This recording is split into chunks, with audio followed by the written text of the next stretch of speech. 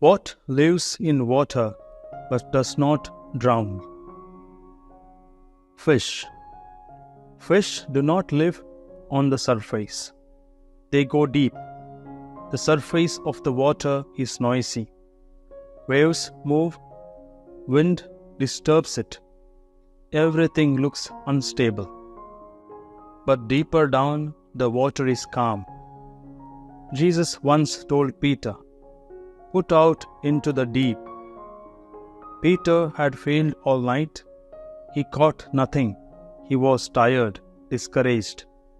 Yet, when he trusted Jesus and went deeper, the nets overflowed. Many of us live on the surface. Surface prayer, surface faith, surface commitment.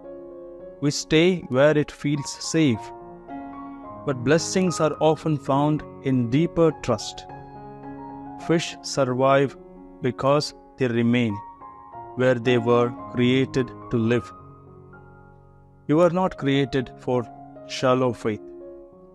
Go deeper in prayer, deeper in surrender, deeper in trust, and you will discover that God has prepared more than you imagined.